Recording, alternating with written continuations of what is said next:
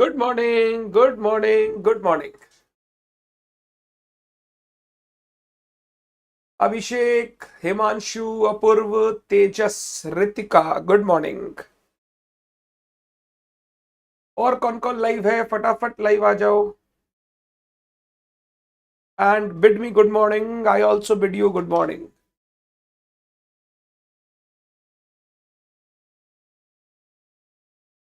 मैं एक बार ग्रुप में लिख देता हूं so that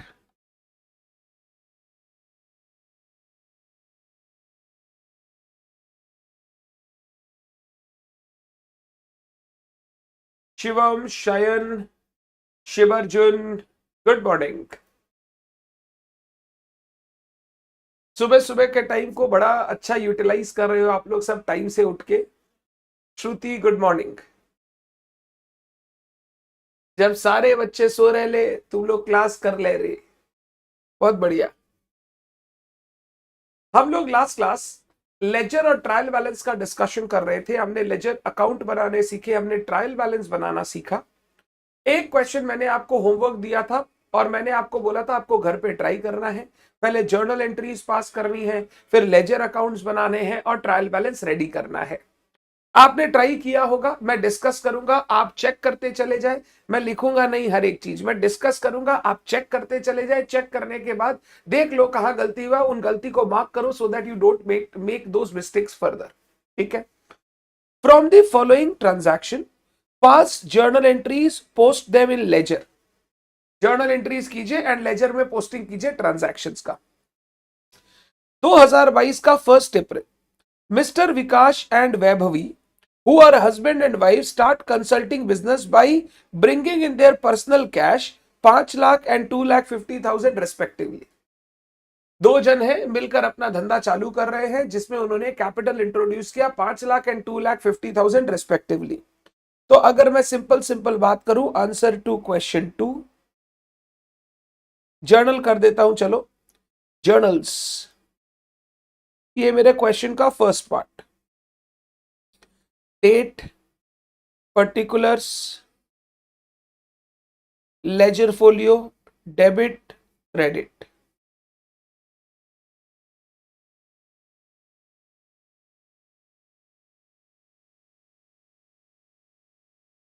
दो हजार बाईस का 1 April, 2022 April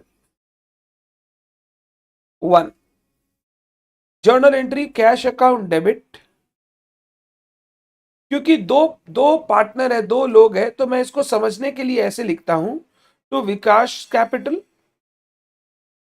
to Vaibhavi's capital.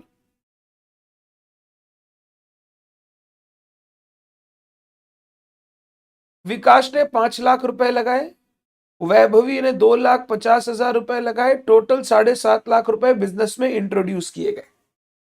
Cash account debit to Vikas capital to Vaibhavi's capital, 5 lakh रुपए, 2.5 लाख रुपए, टोटल 7.5 लाख रुपए बिजनेस में इंट्रोड्यूस हुए।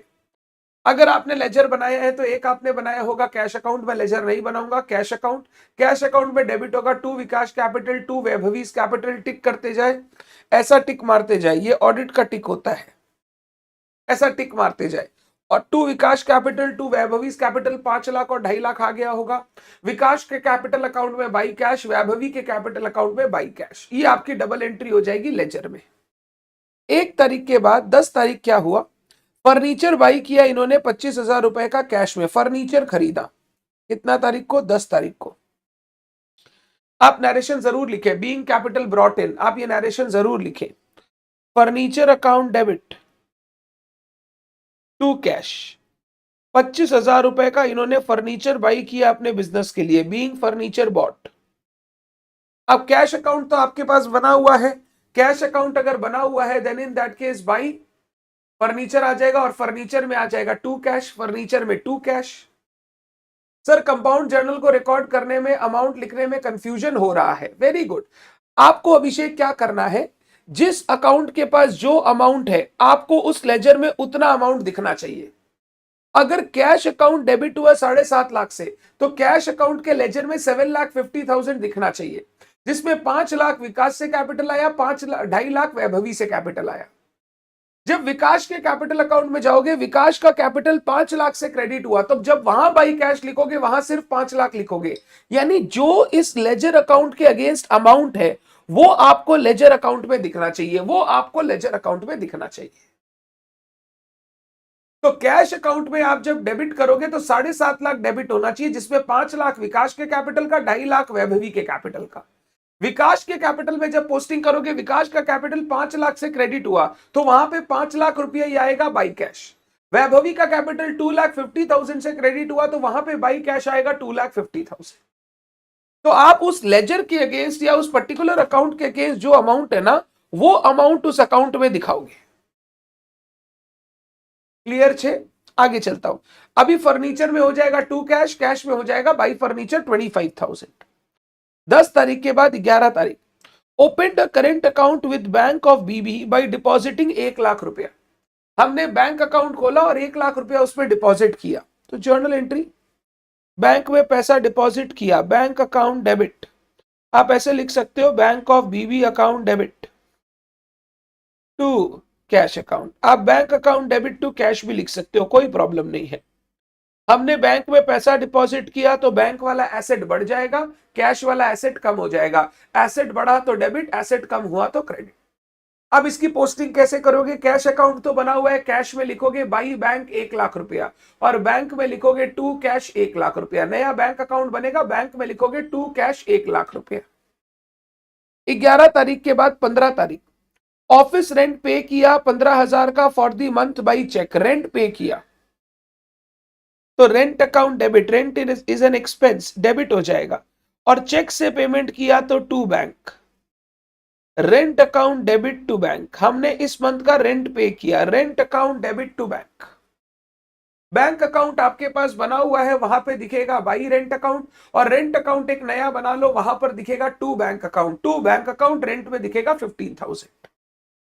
15 तारीख के बाद 20 तारीख, bought a motor car for 4.5 lakh from Millennium Motors by making a down payment 50,000 by check। अभी 50,000 पेमेंट कर दिया। And balance by taking a loan from HH bank. हमने 4.5 लाख रुपए की कार खरीदी, 50,000 तो खुद से पे कर दिया और 4 लाख रुपए का हमने लोन लेके पेमेंट किया, लोन लेके पेमेंट किया। हम लोग कंपाउंड एंट्री अगर करना चाहें तो हम कंपाउंड एंट्री ऐसे कर सकते हैं, कार अकाउंट डेबिट, हमने एक कार परचेज किया which is an asset 4.5 lakh रुपए का, जिसमें हमने पेमेंट कर दिया टू बैंक अकाउंट, 50,000 का हमने इमीडिएटली चुका दिया और बचा हुआ 4 लाख हमने लोन से अरेंज कर लिया, loan from HH bank. HH bank millennium Motors को एक बार 4 लाख पेमेंट कर देगा, हमने वो लोन अरेंज कर लिया है। ये लोन हमारी लायबिलिटी, ये लोन हमारी लायबिलिटी। अब इसका लेजर पोस्टिंग कैसे करेंगे?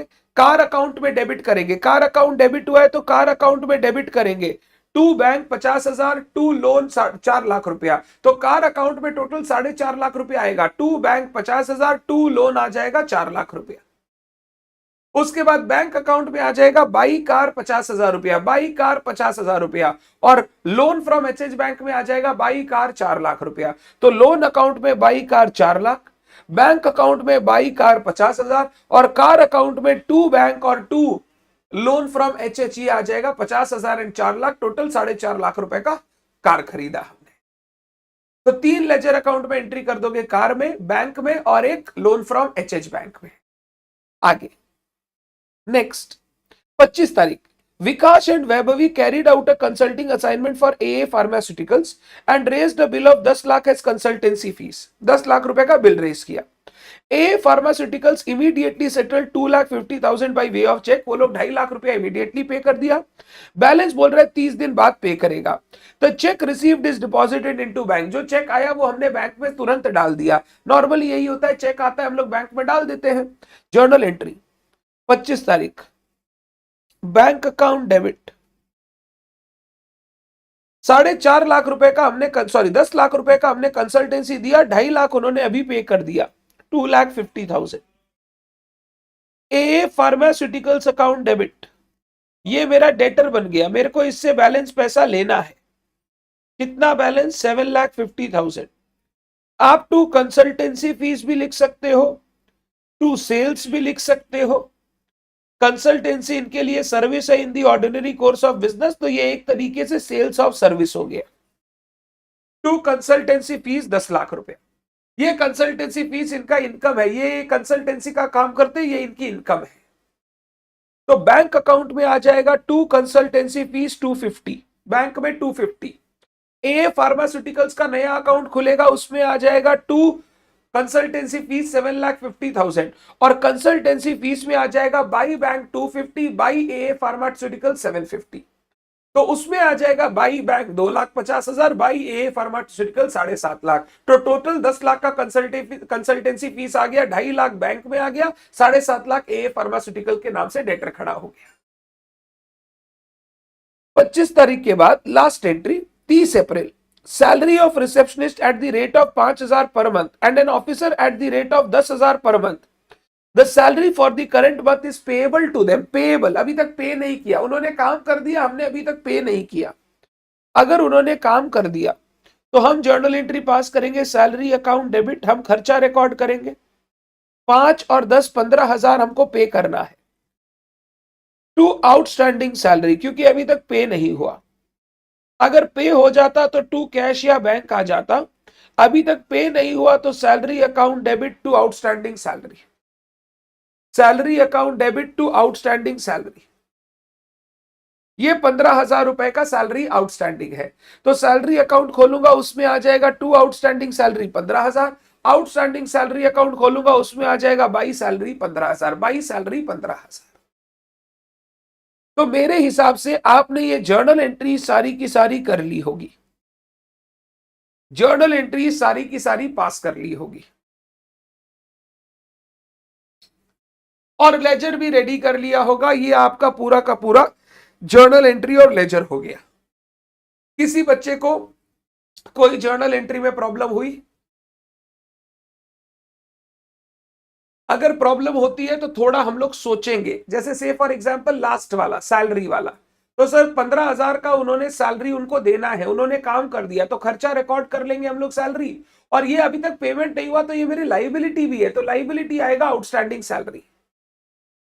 ट्रायल बैलेंस मैच नहीं हो रहा है, मतलब शिवम कुछ गलती किया है, तो अगर डबल एंट्री सिस्टम फॉलो हुआ है तो ट्रायल बैलेंस हमेशा मैच करेगा। मैं ट्रायल बैलेंस बनाऊंगा, मैं लेजर अकाउंट्स नहीं बनाऊंगा, क्योंकि जर्नल हो गया तो लेजर अकाउंट एकदम सेम बनेंगे एज ऑन 30 अप्रैल। अगर जर्नल एंट्री आपने कर लिया तो लेजर अकाउंट उसी का रेप्लिका होता है। Serial number, particulars, ledger folio, debit amount, credit amount. सबसे पहला लेजर कैश अकाउंट आपने बनाया होगा,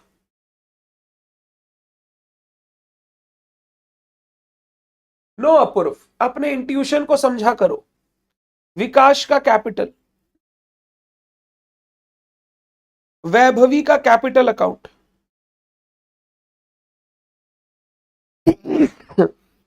sorry, number 4 furniture account, bank account,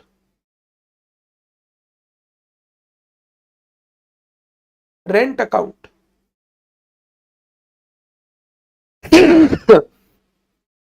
फिर car account,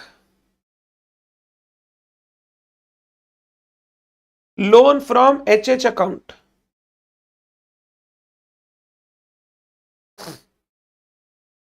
a pharma account,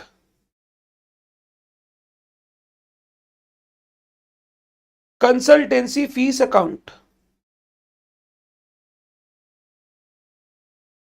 salary account, outstanding salary account. और अगर कोई बच्चा होमवर्क नहीं कर रहा है, नहीं कर रहा है, बच्चे तुम तभी पास करोगे एग्जाम जब तुम पढ़ाई करोगे। टीचर को आप कितना ही दोष दे दो, टीचर को आप कितना ही बोल दो कि ये अच्छा पढ़ाता है, ये खराब पढ़ाता है, वगैरह वगैरह, बट रियलिटी इज किसी भी टीचर के पढ़ाने से सिर्फ बच्चा पास नहीं होता है, बच्चा तभी क्लियर करता है जब वो खुद पढ़ाई करता है। अगर किसी बच्चे के पास इतना टाइम नहीं हो पा रहा है कि वो एक आधा होमवर्क नहीं कर पा रहा है, तो वो बच्चा इन सब कोर्सेस के लिए नहीं बना है। उसको फिर वो पार्ट टाइम कोर्सेज करने चाहिए, 6 महीने वाले, 12 महीने वाले। ये जो सीए में जैसे कोर्सेज है जिनमें 3 साल का टाइम, 4 साल का टाइम लगता है, जब जहां पर इंस्टीट्यूट मांगता है कि आप मेहनत करो, थोड़ा सा आप सीखो रियल प्रैक्टिकल लाइफ में क्या हो रहा है, वहां पर आपका टिकना बहुत मुश्किल है। तो अगर कोई बच्चा रिकॉर्डेड क्लासेस कर रहा है, कोई बच्चा लाइव ऑनलाइन कर रहा है और वो बच्चा होमवर्क नहीं कर रहा है, ये एकदम इनिशियल स्टेज है आपका। अभी से सुधर जाओगे तो आपकी जर्नी इजी हो जाएगी, आपको अच्छा लगेगा। और अगर अभी से नहीं सुधरोगे तो आपको बाद में बहुत मुश्किल होगी। आप खाली क्लासेस करते जा रहे हो, प्रैक्टिस कर नहीं रहे हो, बाद में जाके पीछे वाला चीज याद नहीं आएगा तो बोलेंगे सर ने क्या पढ़ाया, मुझे तो कुछ भी याद नहीं है। तो सर ने तो पढ़ाया, उस समय तो सर ने 4 बार पूछा समझ में आया क्या बच्चे, बच्चे ने बोला हाँ समझ में आया। और बच्चा अगर घर पे होमवर्क नहीं करता, पढ़ाई नहीं करता, तो कहीं ना कहीं बच्चे को सोचना चाहिए कि बच्चा अपने करियर के साथ खिलवाड़ कर रहा है। तो अगर आप होमवर्क नहीं कर रहे हो, you are doing very wrong to yourself. धन्यवाद। तो प्लीज वो गलती मत खींचेगा। नहीं शिवार्जुन, वो सब करने का जरूरत नहीं है। You can directly pass rent to bank. पहले प्रीपेड रेंट करके फिर rent account debit to prepaid rent करने की जरूरत नहीं है। सेम मंथ में खर्चा पेमेंट किया, लिख लो, 15 दिन आगे, 10 दिन आगे, 5 दिन पहले, उससे फर्क नहीं पड़ता है। तो वो rent debit year end April 30 में जाके करने का जरूरत नहीं। You do when you are paying the rent. ठीक है, करंट मंथ का रेंट है, करंट मंथ में पे हो रहा है, ये सब देखने का जरूरत नहीं है। You pass entry rent account debit to cash. ये हो गया मेरा सारा लेजर अकाउंट्स। अब मेरा लेजर अकाउंट्स का मैं बैलेंसेस बैठाऊंगा। कैश अकाउंट का बैलेंस कितना आएगा अगर आपने लेजर बनाया है? 7.5 लाख -25,000 -1 लाख प्लस, नहीं प्लस कुछ नहीं, ये हो गया 6,25,000 बैलेंस आया कार का, कैश का सॉरी। विकास का कैपिटल 5 लाख, वैभवी का कैपिटल 2,50,000, फर्नीचर 25,000। बैंक बैलेंस, ये आपने बैंक खोला, 1 लाख रुपया बैंक में डाले, 15,000 का रेंट चुकाया, 50,000 कार के लिए पेमेंट किया, 2.5 लाख रुपया और आया। ये 285 का बैंक अकाउंट। रेंट आ जाएगा 15,000, रेंट 15,000। लोन, फिर कार आ जाएगा 4,50,000। लोन फ्रॉम एच आ जाएगा 4 लाख। ए फार्मा आ जाएगा 750। Consultancy fees 10 lakhs। Salary 15,000। Outstanding salary 15,000। ये आपका टैली हो जाना चाहिए।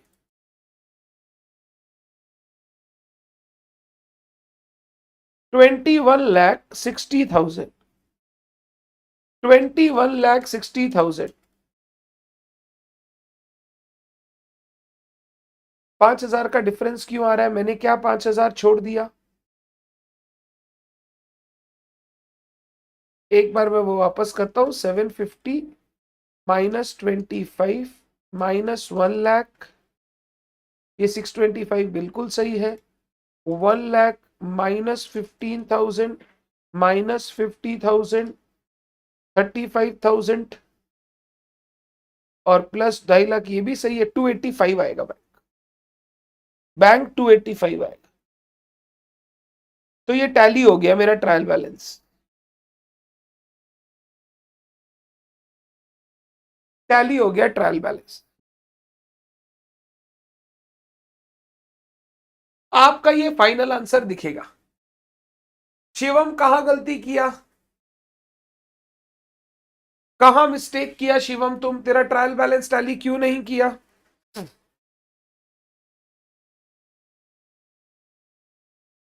खाली 2 लेजर का बैलेंस सोचने वाला था, एक कैश और एक बैंक, बाद बाकी सारे लेजर में एक एक एंट्री था, तो फटाफट फटाफट फटाफट उनका बैलेंसेस आ जाएगा। खाली कैश और बैंक का बैलेंस ढूंढना था।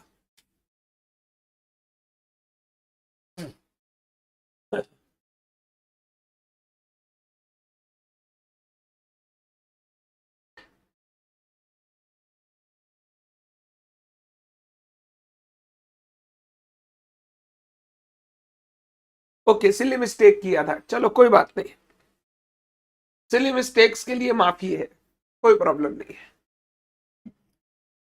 तो अगर इतना बात हम लोग समझ गए तो हमसे क्वेश्चन 2 हो जाना चाहिए था, क्वेश्चन 2 हो जाना चाहिए था। कुछ बच्चे ग्रुप में इस बुक का पीडीएफ चाह रहे थे, वो आपके ना ऐप में ही अपलोडेड है, ओरिएंटेशन वाले चैप्टर के अंदर जाना, उसके अंदर आपको बुक दिया हुआ है, कभी भी पीडीएफ रेफर करना हो you can refer from the app. यहां तक ठीक है, आगे चले हम लोग। बिल्कुल चलिए सर, यहां तक हम लोगों को बिल्कुल क्लियर है, तो हम लोग आगे चलते हैं फिर। अगर मैं एक बात बोलूं, अगर थोड़ा सा जनरल नॉलेज के लिए बोलूं, जनरल अंडरस्टैंडिंग, ये ट्रायल बैलेंस अगर देखेगा ना तो तेरे को पता है क्या दिखेगा? अगर कोई चीज आपका एसेट है, it will generally have a debit balance, asset will have debit balance, expenses will have debit balance. अब देखो, ट्राई करो, expenses will have debit balance, liabilities credit balance, incomes credit balance. अगर आप ये चेक करोगे ना ऊपर वाला trial balance, you will see this conclusion, you will see this conclusion, this is what the general nature of account is. Asset debit nature का होता है, एक्सपेंसेस डेबिट नेचर के होते हैं, लाइबिलिटीज इनकम क्रेडिट नेचर के होते हैं, capital भी क्रेडिट नेचर का होता है, capital is same as liability, वो क्रेडिट नेचर का होता है। तो कभी भी कोई ट्रायल बैलेंस आपके सामने आए और आप डेबिट क्रेडिट बैलेंसेस देखो तो आप ये निष्कर्ष निकाल सकते हो, डेबिट बैलेंस मतलब या तो वो मेरे लिए एसेट है या वो मेरे लिए खर्चा है, क्रेडिट बैलेंस मतलब या तो वो मेरे लिए लायबिलिटी है या कैपिटल है या इनकम है। तो इस तरीके से आप समझ सकते हो कि भैया क्या क्या हमारा एसेट और लायबिलिटी इनकम एक्सपेंसेस का बैलेंसेस का नेचर होना चाहिए। अगर ये बात आपको बेसिक अंडरस्टैंडिंग क्लियर है, let us go to question number 3। ये क्वेश्चन नंबर 3 एग्जाम में आया हुआ क्वेश्चन नहीं, ये वाला नहीं, नेक्स्ट वाला क्वेश्चन एग्जाम में आया था ऐसा क्वेश्चन, ये वाला डायरेक्ट क्वेश्चन है, ट्रायल बैलेंस बनाना है। क्वेश्चन बोल रहा है from the following ledger account balances, ledger account के बैलेंसेस से, आपको लेजर अकाउंट का बैलेंसेस दिया हुआ है, prepare a trial balance of mister Sen for the year ended 31 March 22। एक आपको ट्रायल बैलेंस बनाना है मिस्टर सेन का for the year ended 31 March 22। आइए आंसर टू क्वेश्चन 3 करते हैं हम। Answer to question number 3, Mister Sen trial balance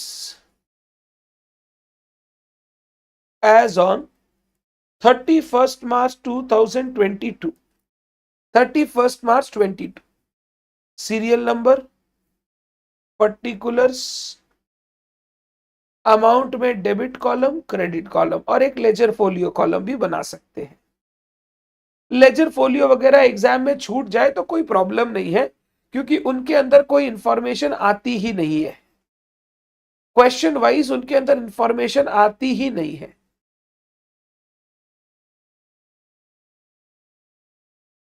ये हमारा ट्रायल बैलेंस। अब एक एक हम लोग लेजर बैलेंस देखेंगे और उसको प्रॉपरली हम लोग ट्रायल बैलेंस में सजाने की कोशिश करेंगे। सबसे पहला लेजर बैलेंस दिया कैपिटल। मैं आप सबसे पूछना चाहता हूं, कैपिटल अकाउंट का बैलेंस दिया हुआ है 80,000, मैं किस साइड पे लिखूं? आप लोगों को एक्टिव रहना है, अब एक्टिव तभी सीखेंगे आप। कैपिटल अकाउंट का बैलेंस दिया हुआ है 80,000, मैं किस साइड पे लिखूं? Very good sir, credit side में। आप ना सीआर डीआर लिख सकते हो, credit CR debit DR, 80,000 credit.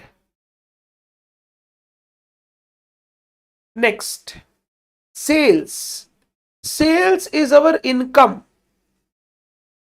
Income का बैलेंस में क्या करूं बताओ? Very good sir, income credit कर दो, credit. Income generally have credit balance, wonderful. Number 3, adjusted purchase. Adjusted purchase, adjusted purchase को एक तरीके से हम लोग बोल सकते हैं purchases net of closing stock. Net of closing stock, हमने क्लोजिंग स्टॉक को इसमें एडजस्ट कर दिया कि भैया से फॉर एग्जांपल 10 लाख रुपए का माल खरीदा, बिका 8 लाख रुपए का, 2 लाख रुपए अभी भी बाकी है, तो मैं एडजस्टेड परचेजेस जब दिखाता हूं तो परचेज माइनस 2 लाख का क्लोजिंग स्टॉक, 8 लाख का एडजस्टेड परचेज। आप लोग इसको कॉस्ट ऑफ गुड्स सोल्ड भी समझ सकते हो, जो माल हमने बेच दिया। ये हमारे लिए एक तरीके से एक्सपेंस होता है, 8 लाख रुपया एक तरीके से ये हमारे लिए एक्सपेंस होता है, debit balance. Very good, very good. Number 4, current account. ये करंट अकाउंट बैंक का बैलेंस, ये बैंक का करंट अकाउंट बैलेंस। आपको बोला है क्रेडिट बैलेंस, करंट अकाउंट के पास लिखा है क्रेडिट बैलेंस। अब ये क्रेडिट बैलेंस बोला है तो सर ये क्रेडिट बैलेंस कौन सा, बैंक में क्रेडिट बैलेंस या हमारे बुक्स में क्रेडिट बैलेंस? जनरली अगर आपका लेजर बैलेंस दिया हुआ है, लेजर बैलेंस, तो आपके लेजर के हिसाब से बताएगा, आपके लेजर के हिसाब से। बोल रहा है करंट अकाउंट में क्रेडिट बैलेंस है, तो जब बोल ही दिया क्रेडिट बैलेंस है तो मैं झगड़ा नहीं करूंगा, मैं क्रेडिट साइड में 10,000 बैठा दूंगा। बच्चे बोल रहे हैं sir debit debit debit debit, गलत। ये हमको लेजर बैलेंसेस दिए हुए हैं। लेजर मतलब मेरे बुक्स के बैलेंसेस। मेरे बुक्स में अगर करंट अकाउंट का क्रेडिट बैलेंस आ रहा है, मैं उसको करंट अकाउंट में दिखाऊंगा। अगर बोलता पासबुक के हिसाब से क्रेडिट बैलेंस, तो मैं बोलता पासबुक का क्रेडिट बैलेंस मतलब मेरी बुक्स का डेबिट बैलेंस, तो मैं डेबिट बैलेंस पे लिखता। तो यहां पे आपको जो क्रेडिट बैलेंस बोला है वो आपके बुक्स के हिसाब से बोला है, तो आप क्रेडिट साइड में ही लिखोगे। नंबर 5, पेटी कैश। कैश बैलेंस आपको दिया हुआ है, पेटी कैश बैलेंस, ये कैश बैलेंस दिया हुआ है, ये भी एसेट है एक तरीके का। तो पेटी कैश का बताइए कौन सा balance? Sir petty cash asset है, एसेट का डेबिट बैलेंस, एसेट का debit balance. Next, sales ledger balance. ध्यान से, सेल्स लेजर बैलेंस के पास लिखना डेटर्स अकाउंट का बैलेंस, डेटर्स अकाउंट का बैलेंस। परचेज लेजर बैलेंस के पास लिखना क्रेडिटर्स अकाउंट का बैलेंस। सेल्स लेजर हम लोग बोलते हैं, सेल्स लेजर हम लोग बोलते हैं डेटर्स अकाउंट को, परचेजेस लेजर हम लोग बोलते हैं क्रेडिटर्स अकाउंट को। तो अगर सेल्स लेजर बोला है, ये वो वाली सेल्स नहीं है, सेल्स तो ऊपर दी हुई थी अलग से, ये सेल्स लेजर बैलेंस बोल रहे हैं, मतलब डेटर्स अकाउंट का बैलेंस बोल रहे हैं। आपको ये सब नाम ध्यान रखने हैं। जब हम लोग लेजर अकाउंट्स बनाते हैं ना, लेजर अकाउंट दो टाइप के होते हैं, personal ledger accounts, impersonal ledger account. Personal ledger में आता है डेटर और क्रेडिटर्स के अकाउंट, जिनको हम लोग बोलते हैं sales ledger, purchases ledger. Impersonal account यानी जनरल लेजर, इसमें सारे दूसरे लेजर अकाउंट्स आ जाते हैं। तो सेल्स लेजर का मतलब होता है debtor account balance, purchases ledger का मतलब होता है क्रेडिटर्स अकाउंट बैलेंस। तो sales ledger balance 1,20,000, sales ledger balance ये 1,20,000 डेबिट, डेटर्स का balance. Purchases ledger balance, purchases ledger balance, ये परचेज लेजर बैलेंस 60,000, ये क्रेडिटर्स का बैलेंस, क्रेडिटर्स का बैलेंस 60,000। नेक्स्ट, फिर दिया हुआ है salaries 24,000, salaries 24,000, salaries 24,000। Salaries expense होता है, debit balance. Number 9, salaries account. फिर उसके बाद carriage inward, carriage outward, discount allowed, ये सब एक्सपेंस होते हैं, expense. Carriage inward account, carriage outward account, ये सब एक्सपेंस होते हैं, एक्सपेंसेस। डिस्काउंट अलाउड अकाउंट, ये सब एक्सपेंसेस होते हैं। एंड एक्सपेंसेस हैव कौन सा balance? Debit balance, debit balance 4,000, 6,000, 10,000।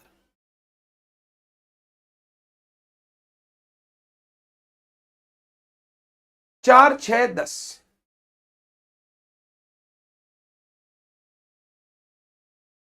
4, 6 and 10। इसके बाद बिल्डिंग अकाउंट, बिल्डिंग मेरा एसेट है, एसेट है बिल्डिंग मेरा, debit balance. Outstanding expense. Outstanding denotes a liability.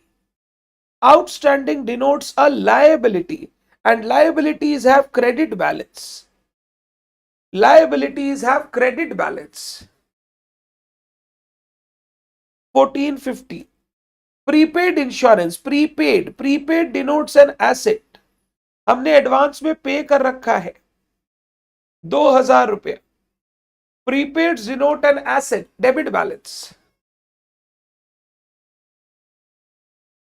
Next, depreciation. Depreciation is an expense, debit balance 4000. Depreciation is an expense, debit balance 4000.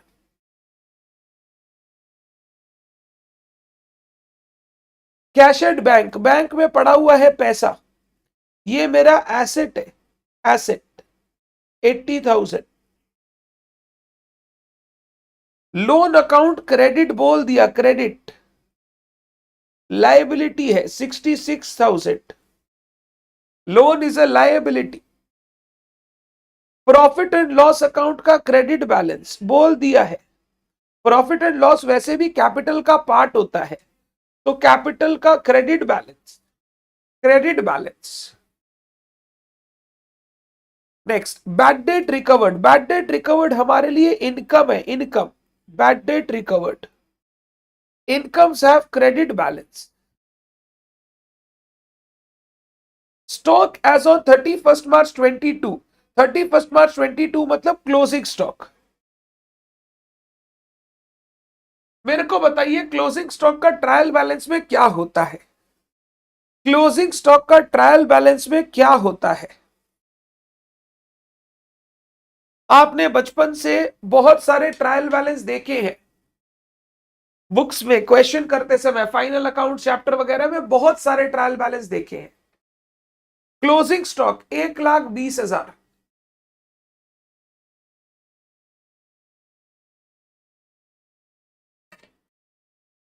बच्चे बोल रहे हैं sir debit balance.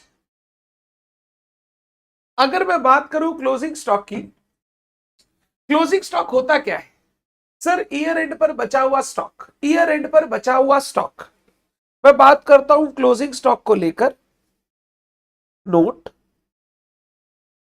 Closing stock. Closing stock होता है year and पर बचा हुआ stock. आप पूरे साल भर गुड्स परचेज करते गए, उससे माल बेचते गए. परचेज आपने रिकॉर्ड कर लिया, सेल्स आपने रिकॉर्ड कर लिया. अब जो माल नहीं बिका, अनसोल्ड है, उसी को बोलते हैं क्लोजिंग स्टॉक. अगर रियल में मेरे से कोई पूछे, number 1, closing stock is not a transaction. ये ट्रांजैक्शन है ही नहीं. Closing stock is not a transaction.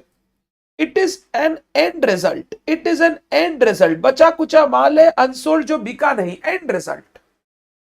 So closing stock shall not be shown in trial balance. Shall not be shown in trial balance. Shall not be shown in trial balance. Trial balance में क्या क्या आएगा. अगर कोई बच्चा trial balance बनाता है, trial balance में क्या क्या आएगा. ओपनिंग स्टॉक आएगा, जो लास्ट ईयर से बैलेंस कैरी फॉरवर्ड किया है, डेबिट. क्लोजिंग स्टॉक एसेट, ये कैरी फॉरवर्ड हो जाता है. ओपनिंग स्टॉक तो उसका डेबिट बैलेंस.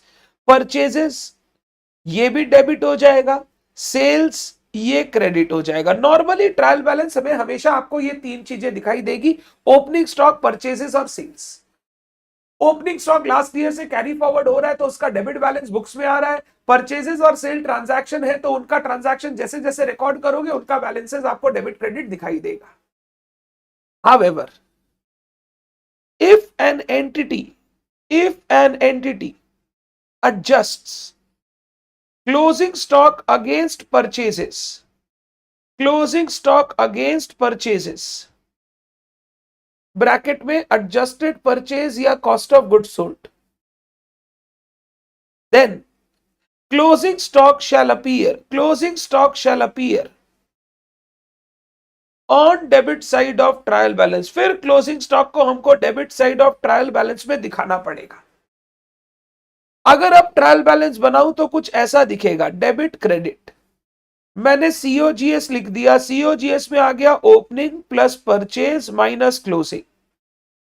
तो ओपनिंग भी आ गया, परचेज भी आ गया, दोनों आ गया।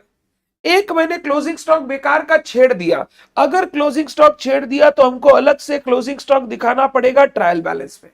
जैसे ही मैं क्लोजिंग स्टॉक डेबिट साइड में दिखाऊंगा, ये क्लोजिंग स्टॉक कट जाएगा, अपने आप ओपनिंग स्टॉक और परचेज बचेगा।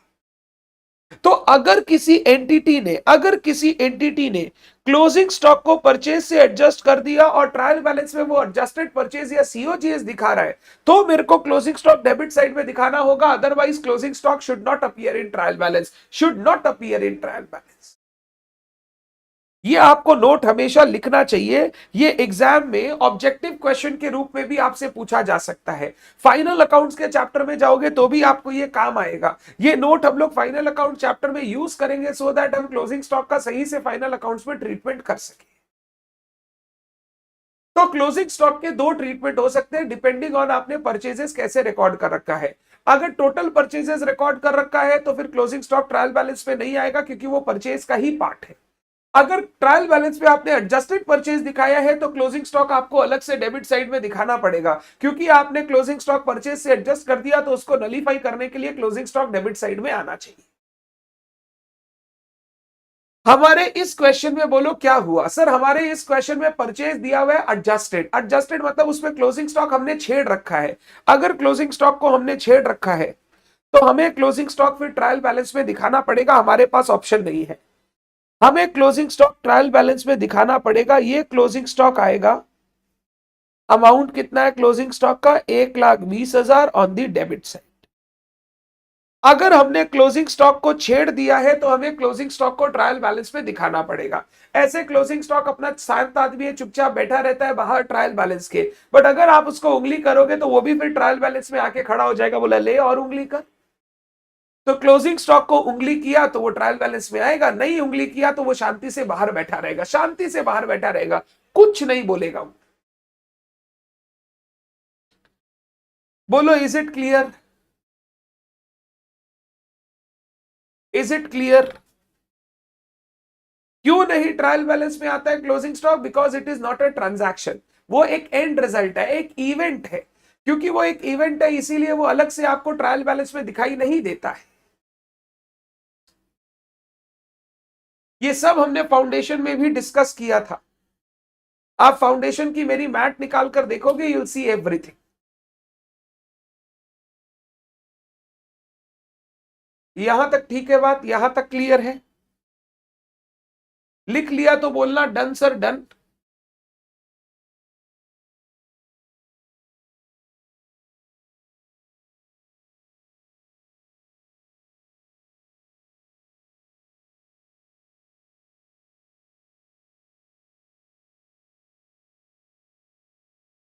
Very good. तो चलो आगे चलते हैं।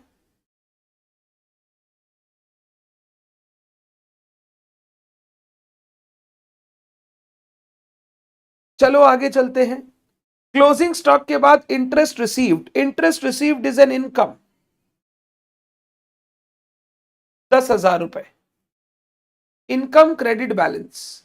Accrued interest. Accrued interest is an asset, पैसा मिलना है, पैसा मिलना है, it is an asset. Debit balance, accrued interest asset, debit balance. Shivarjun बोल रहा है 2 मिनट। ओके शिवर्जुन, फास्ट, थोड़ा फास्ट।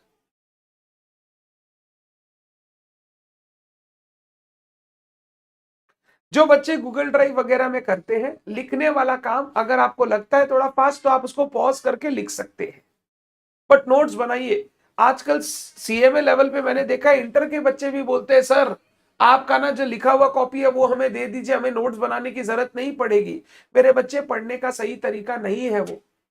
कल एक बच्चा ग्रुप में पूछ रहा था सर क्लासेस कब कंप्लीट हो जाएगी? अरे शुरू तो होने दे मेरे लाला, शुरू होने से पहले तेरे को कंप्लीट होने की जल्दी है? अगर ऐसी जल्दी है तो आपको रिकॉर्डेड लेक्चर्स लेने चाहिए, अपने हिसाब से करते रहो फटाफट कंप्लीट।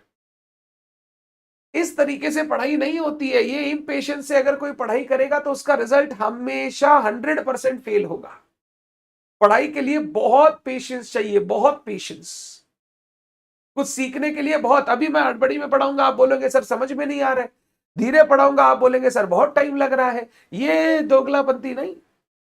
अगर अच्छे से पढ़ना है, समझ समझ के पढ़ना है, समय लगेगा। किसी को समय से प्रॉब्लम है वो रिकॉर्डेड लेक्चर्स में क्लास करे, और किसी को समय से प्रॉब्लम नहीं है वो आराम से मेरे साथ मार्च करे, पढ़ाई करे। I assure you are 60+ in your examination for sure. Examination 100%, 70-80 वो तो आप थोड़ा सा सेल्फ स्टडी करोगे तो वो भी क्रैक कर देंगे, but examination is for sure अगर आप थोड़ा शांति से मेरे साथ पढ़ाई करते हो। I cannot rush. आगे चलता हूं। इसके बाद investment. Investment is my asset. Investments asset कितना? 20,000। Provision for bad debts. Provision for bad debts, ये प्रोविजन फॉर बैड डेट्स हम लोग डेटर्स के अगेंस्ट, हम लोग डेटर्स के अगेंस्ट बनाते हैं। डेटर्स के अगेंस्ट इनका बैलेंस होता है क्रेडिट, हमारा डेटर का बैलेंस होता है डेबिट, उसके अगेंस्ट हम बनाते हैं प्रोविजन फॉर बैड डेट, उसका बैलेंस होता है क्रेडिट। कोई भी provision, provision for bad debt, provision for depreciation, provision for tax, provision for warranties, ये सबका क्रेडिट बैलेंस होगा, credit. Provision for discount on debtors, credit balance. General reserve, general reserve is also a part of capital, it is a part type of profit, 20,000। credit balance, general reserve credit balance, ये capital का part होता है, profits का part होता है। अब हम लोग शांति से टोटल करेंगे इसको, और 2 मिनट का समय लेकर ये 25 के 25 अकाउंट डेबिट क्रेडिट एक बार एनालाइज कर लेंगे। शांति से आप इसका टोटल करेंगे, देखेंगे दोनों साइड टैली हो रहा है कि नहीं। टैली होना चाहिए अगर क्वेश्चन सही है तो। प्लीज आप ट्राई करें।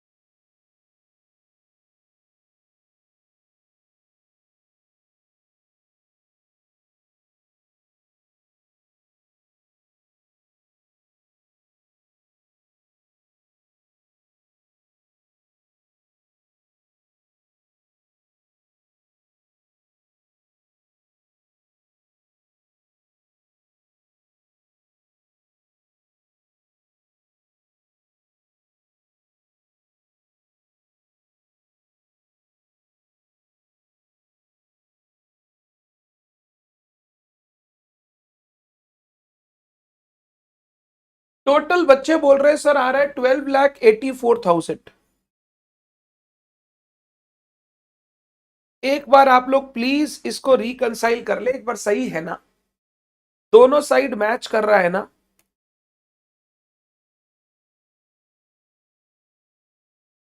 सब थाउजेंड्स में है, लास्ट का 3 जीरो हटा दो टोटल करते समय। 1286 क्यों आ रहा है?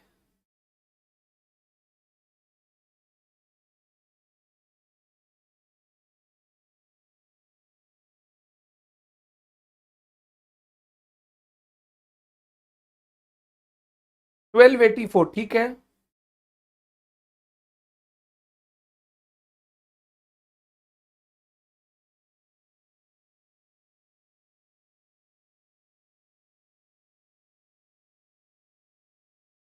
मैच हो गया ट्रायल बैलेंस दोनों साइड, ट्रायल बैलेंस दोनों साइड मैच हो गया।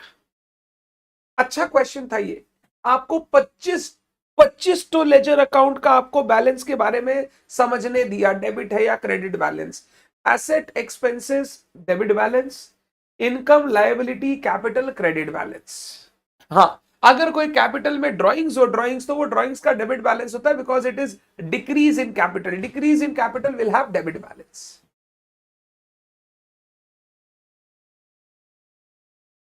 अच्छा क्वेश्चन था, this is a good question for your practice. आप ये क्वेश्चन करके चीजें सीख सकते हैं बहुत सारी।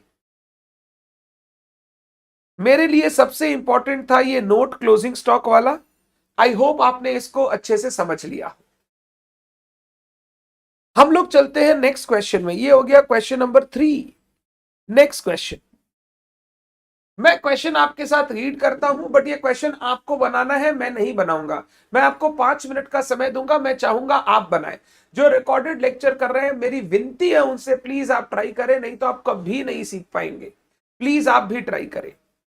One of your clients, Mr. Singhania, asked you to finalize his accounts. Finalize his accounts मतलब final accounts बना दो for the year ended 31st March 16. Till date, he himself has recorded the transaction in the books. As a basis for audit, he furnishes you the following statement. आपको एक statement दिया laser balances का, trial balance बना के दिया। The closing stock is on 31st March is 574। इन्होंने closing stock trial balance के नीचे दिखाया है। नॉर्मली क्लोजिंग स्टॉक तो ट्रायल बैलेंस के बाहर ही आता है, वो ट्रायल बैलेंस के अंदर नहीं आता है, अनलेस कोई एडजस्टेड परचेज वगैरह हो। Mr. Singhania claims that he has recorded every transaction correctly as trial balance is tallied. बोल रहा है क्योंकि मेरा ट्रायल बैलेंस टैली हो रहा है, मतलब मैंने सब कुछ सही से रिकॉर्ड किया है। हमने कल पढ़ा था, trial balance is a prima facie proof, is a reasonable proof, it is not a conclusive evidence. हो सकता है आपका ट्रायल बैलेंस टैली करने के बावजूद भी आपकी अकाउंटिंग प्रोसेस में गलती हो, तो ये जो मिस्टर सिंघानिया बात बोल रहे हैं सही नहीं है। हो सकता है अभी भी कोई गलती हो जो हमें मिल जाए। Check the accuracy of the above trial balance. आपको बोल रहा है देखो ऊपर वाला ट्रायल बैलेंस सही है या गलत है। आपको क्या करना है, एक करेक्ट ट्रायल बैलेंस बनाना है, आइटम नंबर 1 से सही सही लिख के सही सही करके बनाना है, और ट्रायल बैलेंस को आपको टोटल करना है। तो आपको बोल रहा है बताइए ये ट्रायल बैलेंस करेक्ट है या नहीं, और अगर नहीं करेक्ट है तो एक रेक्टिफाइड ट्रायल बैलेंस बना दीजिए। तो आप एक करेक्ट ट्रायल बैलेंस बनाओगे जहां पे ये सारे आइटम्स को प्रॉपरली डेबिट क्रेडिट में बैठा के मेरे को टोटल निकाल के दोगे। आप प्लीज ट्राई करेंगे, आप प्लीज ट्राई करेंगे, देखिए ट्रायल बैलेंस सही है या नहीं, और अगर गलती है तो उसको सही करके बनाए। प्लीज ट्राई करें।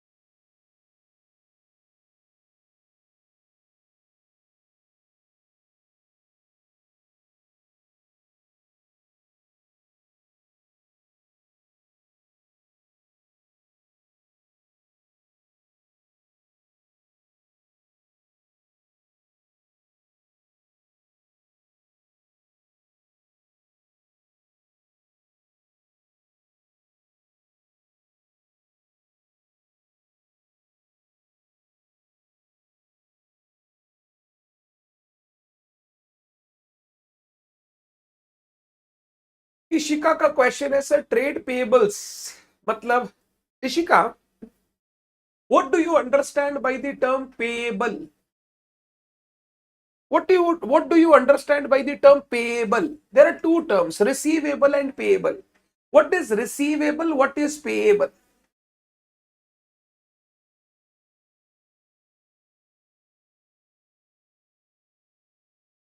What is receivable? What is payable?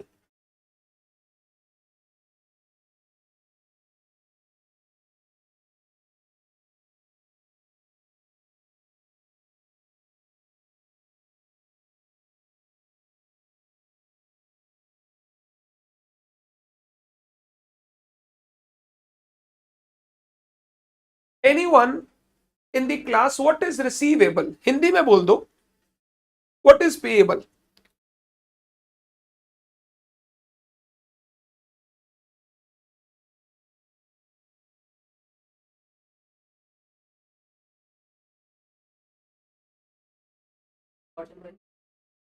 What is receivable? What is payable? Payable मतलब जिसको पेमेंट करना है, जिसको पे करना है. पेएबल, मेरे को पे करना है. अगर मैं बोल रहा हूं मेरे को पे करना है, व्हाट इज दिस? डेटर और क्रेडिटर. रिसीवेबल का मतलब पैसा मिलेगा, पेएबल का मतलब पैसा देना है. अब तुम समझो ईशिका, अब तुम समझो ईशिका कि ट्रेड पेएबल मतलब क्या? जिसको पैसा देना है तो वो डेटर होगा या क्रेडिटर होगा. और ट्रेड रिसीवेबल मतलब जिससे पैसा लेना है वो क्या होगा? ट्रेड पेएबल मतलब मेरा क्रेडिटर, ट्रेड रिसीवेबल मतलब मेरा डेटर. ठीक है. एक बच्चे का डाउट आया, sir what is lease hold premises. हमने एक प्रेमाइसेस ले रखा है लीज पर. जनरली लीज प्रेमाइसेस का लॉन्ग टर्म लीज अगर होता है तो हम लोग उसको बोलते हैं लीज होल्ड एसेट. हम लोग उसको एसेट बोल के अपनी बैलेंस शीट में दिखाते हैं. अगर लॉन्ग टर्म लीज है, 20 साल, 25 साल, 30 साल, 40 साल का लीज है, तो हम लोग उसको एसेट बोल के बैलेंस शीट में दिखाते हैं. हम लोग पढ़ेंगे अकाउंटिंग स्टैंडर्ड 19 में फाइनेंस लीज, जहां पर हम ये सीखेंगे कि लीज्ड एसेट भी आप अपने एसेट बोल के बैलेंस शीट में दिखा सकते हो. उसको हम लोग बोलते हैं फाइनेंस लीज. तो यहां पे लीज होल्ड प्रेमाइसेस मतलब जो प्रेमाइसेस मैंने ले रखी है लीज पर on a long term lease, तो ये मेरा एक एसेट होता है, एसेट. तो अगर मैं एक एक करके बनाऊं, answer to question 4, answer to question 4, just wait for a second.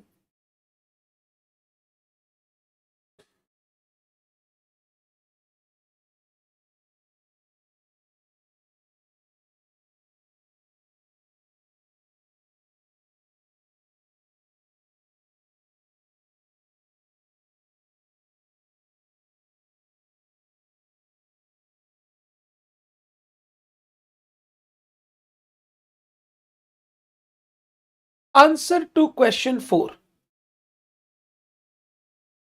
मैं मिस्टर सिंघानिया के लिए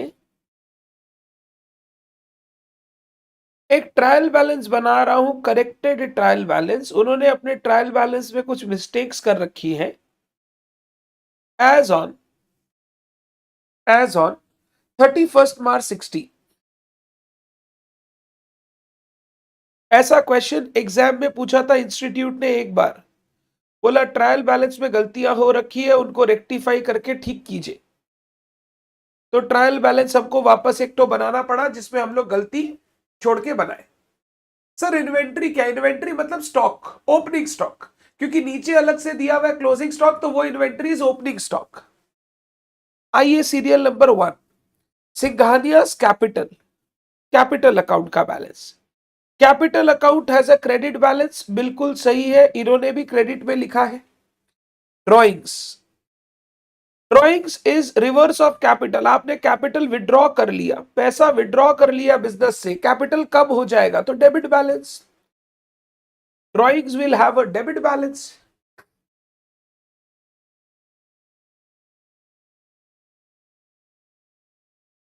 नेक्स्ट, लीज होल्ड प्रेमाइसेस. मैंने प्रेमाइसेस ले रखा है लॉन्ग टर्म लीज पर. ये मेरा एसेट है, डेबिट बैलेंस. एकदम सही है ये भी. सेल्स, सेल्स मेरी इनकम है, इनकम. Credit balance. आप लास्ट वाला आयुष देखो, जो हमने नोट लिखा था क्लोजिंग स्टॉक को लेकर, उसमें देखो समझ में आएगा। ड्यू फ्रॉम कस्टमर, कस्टमर से पैसा बाकी है, कस्टमर से पैसा लेना है, लेना है मतलब मेरा एसेट है, एसेट, एसेट का डेबिट बैलेंस होना चाहिए 530, एसेट का डेबिट बैलेंस होना चाहिए 530, उन्होंने क्रेडिट में दिखाया, तो पहली गलती हमको मिली। परचेजेस डेबिट बैलेंस एकदम ठीक है 1259। परचेज रिटर्न, अगर purchases have a debit balance तो purchase return is reverse of purchases, उल्टा, तो उसका क्रेडिट बैलेंस होना चाहिए, इन्होंने डेबिट किया, ये गलती है। Bank loan, loan from bank, liability है, क्रेडिट बैलेंस बिल्कुल सही। Loan from bank is a liability, credit balance बिल्कुल सही। ट्रेड पेएबल्स, पेएबल, मेरे को बिजनेस में पैसा पे करना है किसी को, मतलब मेरा creditor, creditor is a liability, liability का क्रेडिट बैलेंस, लायबिलिटी का क्रेडिट बैलेंस। ट्रेड एक्सपेंसेस, खर्चा हुआ बिजनेस में, एक्सपेंसेस डेबिट बैलेंस बिल्कुल सही। Cash at bank, bank balance मेरा एसेट है, एसेट, एसेट में डेबिट बैलेंस 226 बिल्कुल सही। बिल्स पेएबल, पेएबल, पेएबल मतलब लायबिलिटी, लायबिलिटी का क्रेडिट बैलेंस होना चाहिए, इन्होंने डेबिट में दिखा दिया, तो गलत हो गया। सैलरीज एंड वेजेस, सैलरीज खर्चा है, खर्चा, खर्चा हैज अ डेबिट बैलेंस, खर्चा हैज अ डेबिट बैलेंस, तो डेबिट में दिखाया बिल्कुल सही। Inventory opening, opening stock, opening stock last year से कैरी फॉरवर्ड होके आ रहा है, लास्ट ईयर उसका क्लोजिंग स्टॉक था, एसेट था, वो कैरी फॉरवर्ड होके आ रहा है, एसेट का ओपनिंग बैलेंस डेबिट, तो ये गलती किया, एसेट का opening balance debit. Rent and rates, rent rates मेरा खर्चा है, खर्चा, डेबिट बैलेंस बिल्कुल सही किया। सेल्स रिटर्न, सेल्स का बैलेंस क्रेडिट होता है, तो सेल्स रिटर्न होना चाहिए डेबिट बैलेंस, सेल्स रिटर्न होना चाहिए डेबिट बैलेंस, इन्होंने दिखा दिया क्रेडिट में, ये गलत है। सर एक क्लोजिंग स्टॉक और दिया हुआ है, क्लोजिंग स्टॉक ट्रायल बैलेंस में आता नहीं है, यहां पे अगर आप परचेज देखोगे तो एडजस्टेड परचेजेस नहीं है, नॉर्मल परचेजेस, अगर नॉर्मल परचेजेस है तो क्लोजिंग स्टॉक ट्रायल बैलेंस में नहीं आएगा। मैं नोट लिख सकता हूं, closing stock does not appear in trial balance, closing stock does not appear in trial balance.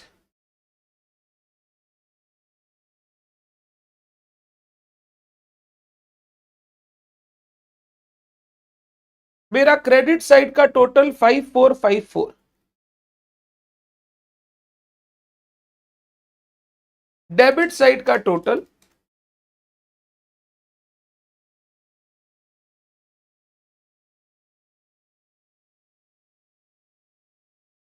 5454,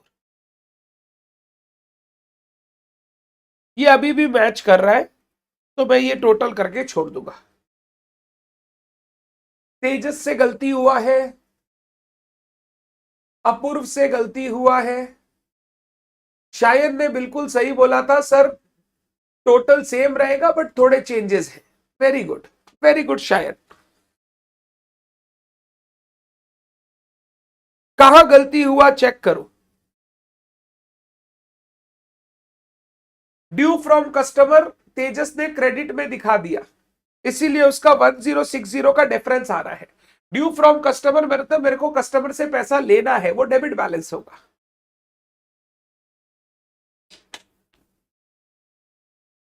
अपूर्व ने ओपनिंग स्टॉक की जगह क्लोजिंग स्टॉक लिख दिया, गलत।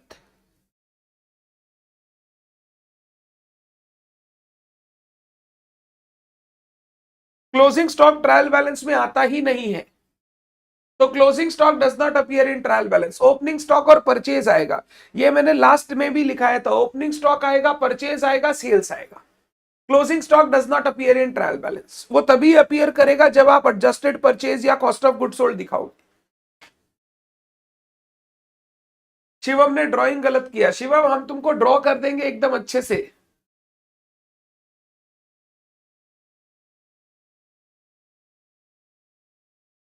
शिवम मेरे को मतलब याद है, ये मेरा फाउंडेशन का स्टूडेंट है, मैं इसको जानता हूं इसीलिए बोल रहा हूं। तो ये गलती करेगा तो इसको तो और ज्यादा मार पड़ेगी।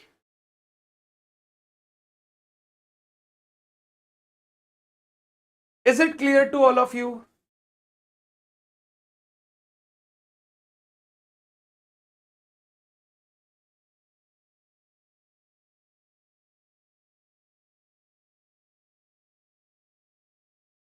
Is it clear to all of you?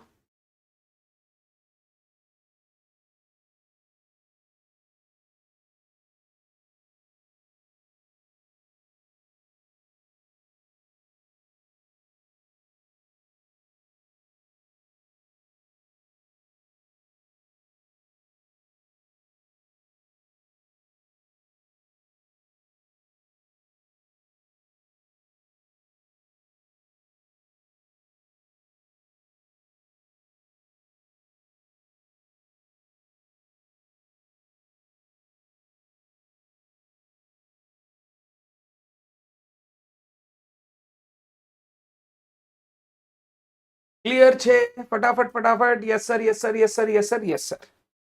तो चलिए, दो क्वेश्चन हमने ट्रायल बैलेंस के बनाए। ये क्वेश्चन होमवर्क दे रहा हूं, क्वेश्चन नंबर 5 होमवर्क दे रहा हूं, आपको ट्राई करने का है।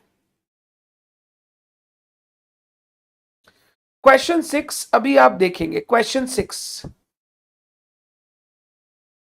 ये अभी देखेंगे।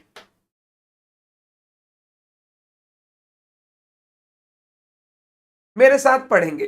ये आपको ऑब्जेक्टिव क्वेश्चन एमसीक्यू में आ सकता है, 2 मार्क का question.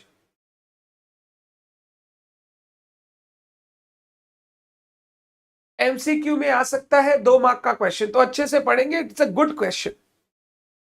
The total of debit side of trial balance of lotus stores as on 31st March 16 is 365। Debit side of trial balance of lotus का टोटल है 365। मैं सिर्फ ऐसे ही लिख रहा हूं, debit side total 365 and that of credit side is 226, और credit side का टोटल आ रहा है 226। बताइए ट्रायल बैलेंस मैच कर रहा है कि नहीं कर रहा है? सर ट्रायल बैलेंस मैच नहीं कर रहा है, मतलब कोई ना कोई झोल किया है। ट्रायल बैलेंस मैच नहीं कर रहा है मतलब आपने डबल एंट्री में कोई ना कोई झोल किया है। ठीक है, आपको बोल रहा है after checking the following mistakes were discovered, ये मिस्टेक सामने आया, बोला correct total of trial balance बताइए, ट्रायल बैलेंस का करेक्ट टोटल निकाल के दीजिए। हम लोग एक बार इसको ऐसे बनाना शुरू करते हैं। Answer to question 6, ascertaining correct total of trial balance, trial balance का करेक्ट टोटल कैलकुलेट करने की कोशिश करते हैं। हमारा पर्टिकुलर्स डेबिट क्रेडिट, टोटल आपको दिया हुआ है गिवन, डेबिट साइड का टोटल दिया हुआ है 365, क्रेडिट साइड का टोटल दिया हुआ है 226। 365 226। सबसे पहले बोला opening stock, opening stock correct figure है 15,000, बट फिगर जो हमने ट्रायल बैलेंस में दिखाया है वो दिखाया है 10,000। होना चाहिए था ओपनिंग 15,000, हमने दिखाया 10,000, तो हमने 5,000 ओपनिंग स्टॉक कम दिखाया। कम दिखाया तो बोलो कैसे ठीक करूं इसको? ओपनिंग स्टॉक आपने अंडरस्टेट करके रखा है, अंडरस्टेटेड, इसको ठीक करना है। 5,000 ओपनिंग स्टॉक को 5,000 से बढ़ाना है। बोलिए क्या करूं मैं, डेबिट करूं या क्रेडिट करूं? ओपनिंग दिखाना चाहिए था 15,000, करेक्ट फिगर है, हमने दिखाया 10,000, तो मेरे को 5,000 से ओपनिंग स्टॉक बढ़ाना है। बताइए मैं इसको डेबिट करूं या क्रेडिट करूं? Sir opening stock debit item है, अगर आपको बढ़ाना है तो आप उसको डेबिट कर दीजिए और 5,000 से। ओपनिंग स्टॉक मैंने 5,000 से डेबिट कर दिया। Next, rent and rate 36,000 correct balance है, करेक्ट फिगर है। हमने दिखा रखा है 63,000, हमने 63,000 दिखा रखा है, ज्यादा दिखा रखा है रेंट, रेंट एक्सपेंस है, रेंट रेट्स ओवर स्टेटेड ज्यादा दिखा रखा है, कम करना है उसको। तो बोलो क्या करूं, बोलो क्या करूं। दो आंसर कर सकते हो सर, एक तो क्रेडिट कर दो या एक बोल सकते हो डेबिट कम कर दो, डेबिट से कम कर दो। हमको बोला ट्रायल बैलेंस अगर करेक्ट होता तो उसका टोटल क्या होता, तो मैं उसको डेबिट से लेस करूंगा, 27,000 डेबिट से लेस। हमको दिखाना चाहिए था, हमको दिखाना चाहिए था 36,000 ट्रायल बैलेंस के डेबिट में, हमने उसको दिखा दिया 63,000 ऑन दी डेबिट साइड, तो हमने डेबिट साइड एक्सेस दिखा दिया। ठीक करने के लिए हमको डेबिट कम करना होगा, ठीक करने के लिए हमको डेबिट कम करना होगा, so that I can ascertain the correct total of the trial balance जो होना चाहिए। नेक्स्ट, क्रेडिटर्स 81,000 है करेक्ट फिगर, हमने दिखा रखा है 18,000, क्रेडिटर्स अंडरस्टेटेड कम दिखा रखा है, होना चाहिए 81, हमने दिखा रखा है 18, हमने दिखा रखा है 18, तो 63,000 से क्रेडिट करना होगा। बोल सकते हो तेजस डेबिट से माइनस करना मतलब इनडायरेक्टली क्रेडिट करना, बिल्कुल सही, क्योंकि मेरे को ट्रायल बैलेंस का सही टोटल निकालना है जो होना चाहिए अगर ये सब कुछ सही होता, इसीलिए मैं डेबिट से कम कर रहा हूं, क्रेडिट में नहीं लिख रहा हूं। 63,000 आगे, सन्ड्री डेटर्स 1,04,000 करेक्ट फिगर है, हमने दिखा रखा है 158, 158 हमने सन्ड्री डेटर ज्यादा दिखा रखा है, डेटर्स ओवर स्टेटेड ज्यादा दिखा रखा है, ज्यादा दिखा रखा है 54,000, तो अगर ज्यादा दिखा रखा है तो उसको कम कर दीजिए 54,000 से, अगर आपने डेटर ज्यादा दिखा रखा है तो उसको कम कर दीजिए 54,000 से।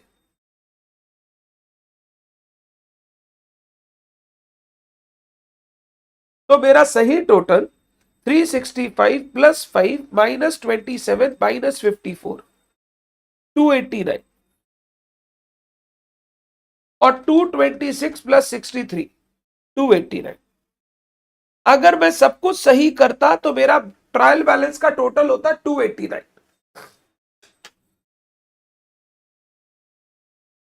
अगर मैं सब कुछ सही करता तो मेरे ट्रायल बैलेंस का टोटल होता 289।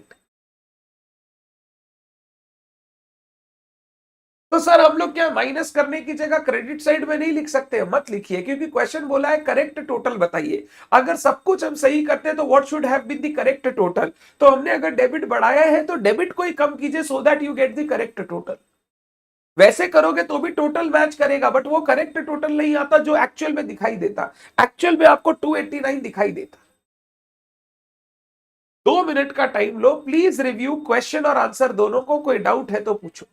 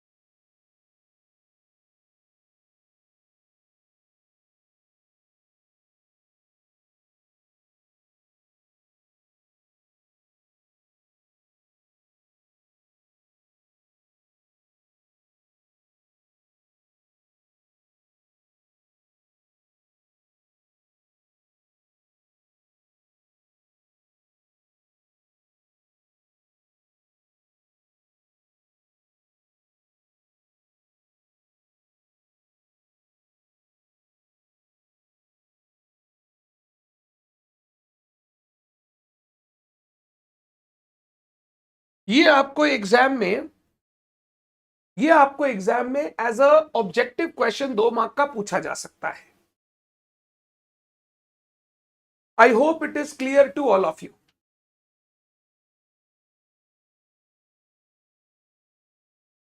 मेरा ओपनिंग स्टॉक अंडरस्टेटेड था, उसको बढ़ाना था तो मैंने डेबिट कर दिया।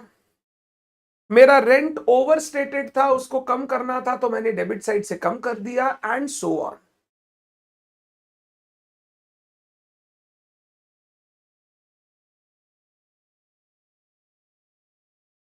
डन है, क्लियर है।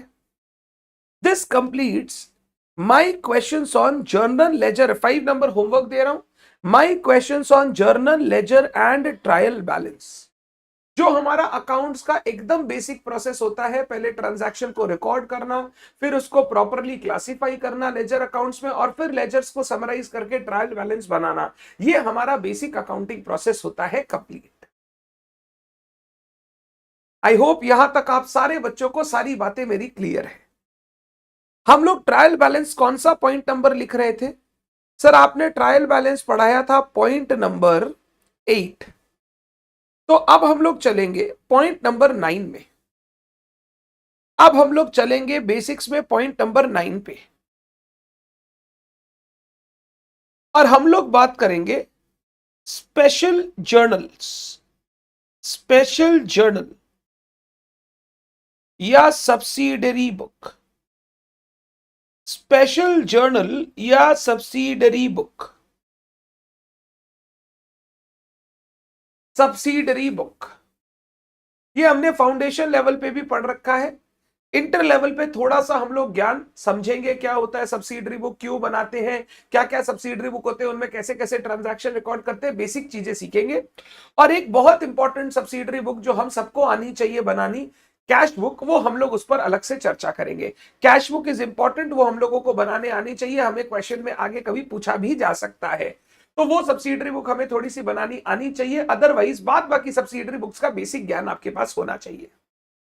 स्पेशल जर्नल या सब्सिडरी बुक। सब्सिडरी बुक क्या होता है? देख क्या होता है, अभी तक जो हमने ट्रांजैक्शंस को रिकॉर्ड करना सीखा, हमने बोला ट्रांजैक्शंस आप रिकॉर्ड करो जर्नल में। जर्नल में हम ट्रांजैक्शंस कैसे रिकॉर्ड करते हैं? सर जैसे जैसे जैसे जैसे आपके ट्रांजैक्शन होते जा रहे हैं, वैसे क्रोनोलॉजिकली आप एक एक करके सारे ट्रांजैक्शंस रिकॉर्ड करते चले जाओ। क्या जर्नल में ट्रांजैक्शन रिकॉर्ड करते समय आप कोई क्लासिफिकेशन करते हो कि ये ट्रांजैक्शन लेना है, ये नहीं लेना है, ये अकाउंट आएगा, ये नहीं आएगा? ऐसा कुछ करते हैं? नहीं सर। जर्नल में जब हम लोग नॉर्मल जो जो हमारा सिंपल जर्नल, जो हमारा नॉर्मल जर्नल बुक है, उसमें जब हम ट्रांजैक्शन रिकॉर्ड करते हैं तो हम कोई सेग्रीगेशन नहीं करते। जैसे जैसे जो जो ट्रांजैक्शन होते जाता है, हम फटाफट फटाफट फटाफट उसको रिकॉर्ड करते चले जाते हैं। हाउएवर कभी कभी बिजनेस में बिजनेस एंटिटी ऐसा नीड फील करता है, ऐसा नीड फील करता है कि कुछ ऐसे ट्रांजैक्शन है जो उसके यहां बार बार रिपीटेड ह्यूज नंबर्स में हो रहे हैं, जो उसको लगता है प्रॉपरली अलग से रिकॉर्ड होने चाहिए, सो दैट वो प्रॉपरली उन पर कंट्रोल एक्सरसाइज कर सके। प्रॉपरली उसके बारे में कभी उसको इंफॉर्मेशन लेना है तो पूरा जर्नल बुक ना घुमाना पड़े, सिर्फ उन ट्रांजैक्शन को देखने के लिए एक स्पेशल हमने बुक बना ली, स्पेशल हमने किताब बना ली। ये जो हम लोग स्पेशल रजिस्टर बनाते हैं, स्पेशल बुक बनाते हैं to record transactions of a similar nature which are huge in numbers, which are repeated in numbers, इनको हम लोग बोलते हैं सब्सिडरी बुक्स। तो सब्सिडरी बुक कुछ नहीं है, लेजर्स, सॉरी, सब्सिडरी बुक कुछ नहीं है, रजिस्टर्स है, रजिस्टर्स, जहां पे हम लोग एक ट्रांजैक्शन, एक पर्टिकुलर टाइप का ट्रांजैक्शन जो बार बार बार बार बार बार बिजनेस में हो रहा है, उनको रिकॉर्ड करते हैं एक जगह पर, सो दैट हम प्रॉपर कंट्रोल एक्सरसाइज कर सके जो हम ट्रांजैक्शंस रिकॉर्ड कर रहे हैं उन पर।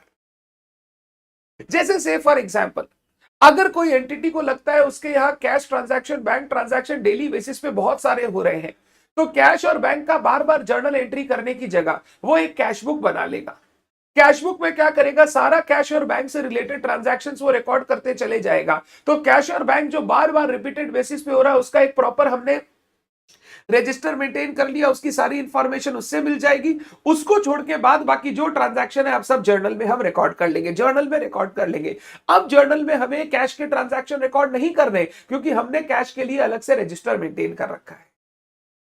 अगर मान लो हम लोगों को लगता है हमारे यहाँ बहुत सारे क्रेडिट परचेजेस है, बहुत सारे लोगों को हम क्रेडिट में माल बेचते हैं, तो परचेज का बार बार जर्नल एंट्री करने से अच्छा आप एक परचेज बुक बना लो। उस परचेज बुक में सारा क्रेडिट परचेज एक साथ रिकॉर्ड करते जाओ। अब ये क्रेडिट परचेज वापस जर्नल में नहीं आएगा, सीधा उस सब्सिडरी बुक से लेजर पोस्टिंग हो जाएगा, सीधा उस सब्सिडरी बुक से लेजर पोस्टिंग हो जाएगा। ये जो हम लोग स्पेशल रजिस्टर बनाते हैं ताकि हम लोग एक स्पेशल टाइप ऑफ ट्रांजैक्शन एक साथ अच्छी तरीके से रिकॉर्ड कर सके, इन स्पेशल जर्नल्स को हम लोग बोलते हैं सब्सिडरी बुक्स। इन स्पेशल जर्नल्स को हम लोग बोलते हैं subsidiary books.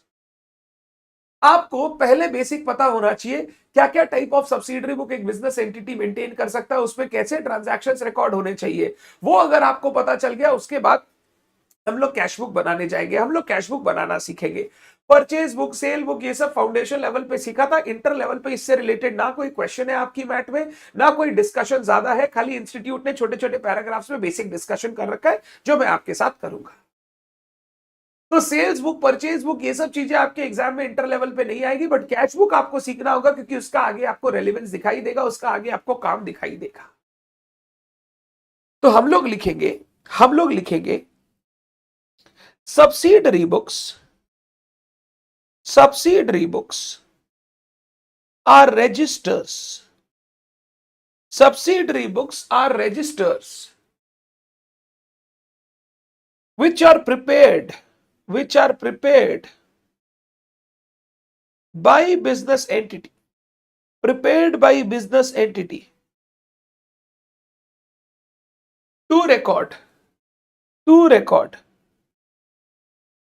transactions of similar nature which occurs repeatedly in business at one place, to record transactions of similar nature which occurs repeatedly in business at one place. At one place.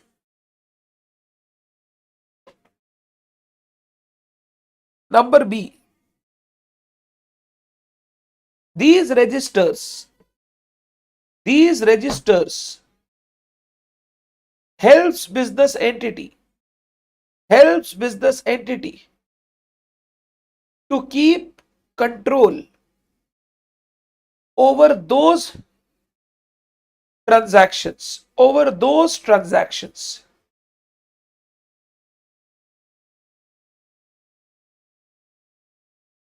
once a subsidiary book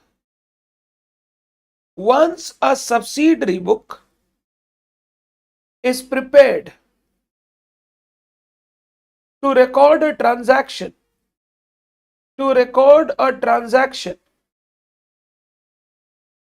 no journal entry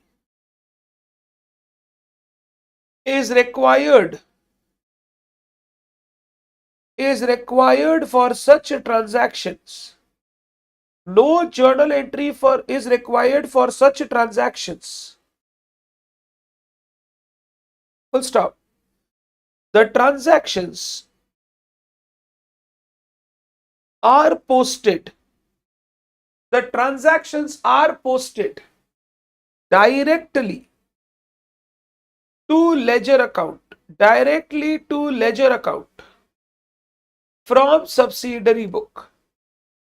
अगर मैं cash book बना रहा हूं जहां पर मैं cash के सारे ट्रांजैक्शंस रिकॉर्ड करूंगा, मुझे कैश के उन ट्रांजैक्शंस को वापस जर्नल में रिकॉर्ड नहीं करना, सीधा कैश बुक से लेजर पोस्टिंग होगा। आराम से लिख लो पहले इतना।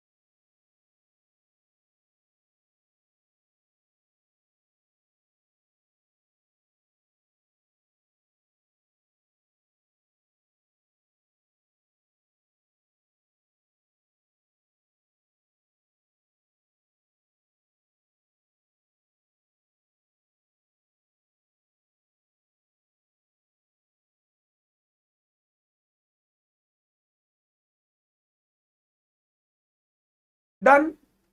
अब लिखे types of subsidiary book. Types of subsidiary book, ये ना आपको एमसीक्यूज में काम आएगा, एमसीक्यूज में काम आएगा। सबसे पहले कॉलम में आप लिखोगे नेम, फिर ट्रांजैक्शंस रिकॉर्डेड, क्या ट्रांजैक्शन हम यहां रिकॉर्ड करते हैं। फिर तीसरे में आप बनाओगे और सोर्स डॉक्यूमेंट, किस डॉक्यूमेंट को यूज करके यहां पे ट्रांजैक्शन रिकॉर्ड किया जाता है। Name, transactions recorded and source document.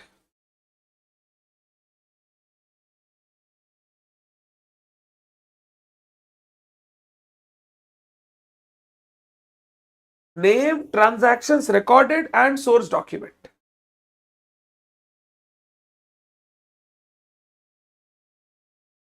सबसे पहला important cash book,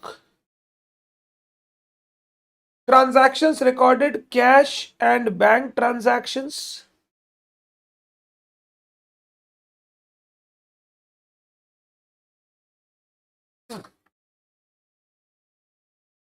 source document cash और बैंक वाउचर्स,